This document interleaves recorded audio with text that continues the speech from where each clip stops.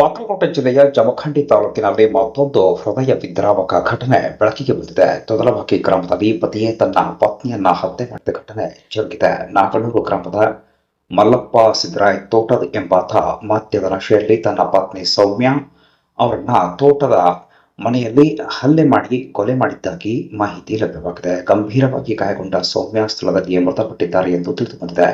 ಈ ಘಟನೆಯಿಂದ ಇಬ್ಬರು ಪುಟ್ಟ ಮಕ್ಕಳು ತಾಯಿಯನ್ನ ಕಳೆದುಕೊಂಡು ಅನಾಥರಾಗಿದ್ದು ಅವರ ಆಕ್ರಂದನ ಮುಗಿಲು ಘಟನಾ ಸ್ಥಳಕ್ಕೆ DYSP Syed Roshan CPI Mallappa Maddi, PSI Appu Aigali ಅವರ ಪೊಲೀಸ್ ತಂಡ ಭೇಟಿ ನೀಡಿ ಪರಿಶೀಲನೆ ನಡೆಸಿದ್ದು ಪ್ರಕರಣ ದಾಖಲಿಸಿಕೊಂಡು ಪೊಲೀಸರು ತನಿಖೆಯನ್ನು ಮುಂದುವರೆಸಿದ್ದಾರೆ. ಇತ್ತೀಚೆಗೆ ಜಮಖಂಡಿ ತಾಲೂಕಿನ ಸಾವಳಗಿ ಪೊಲೀಸ್ ಠಾಣಾ ವ್ಯಾಪ್ತಿಯ ವಿವಿಧ ಗ್ರಾಮಗಳಲ್ಲಿ ಇಂತಹ ಕೊಲೆ ಪ್ರಕರಣಗಳು ಹೆಚ್ಚುತ್ತಿರುವುದು ಸಾರ್ವಜನಿಕರಲ್ಲಿ ಆತಂಕವನ್ನ ಮೂಡಿಸಿವೆ. ಇನ್ನು ಶವವನ್ನ ಮರಣೋತ್ತರ ಪರೀಕ್ಷೆಗಾಗಿ ಜಮಖಂಡಿ ಸರ್ಕಾರಿ ಆಸ್ಪತ್ರೆಗೆ ರವಾನಿಸಲಾಗಿದೆ ಎಂದು ಡಿವೈಎಸ್ಪಿ ಸೈಯದ್ ರೋಷನ್ ಅವರು ಮಾಹಿತಿ ನೀಡಿದ್ದು ಸ್ಥಳಕ್ಕೆ ಭೇಟಿ ನೀಡಿ ಪರಿಶೀಲನೆ ನಡೆಸಿದ್ದಾರೆ.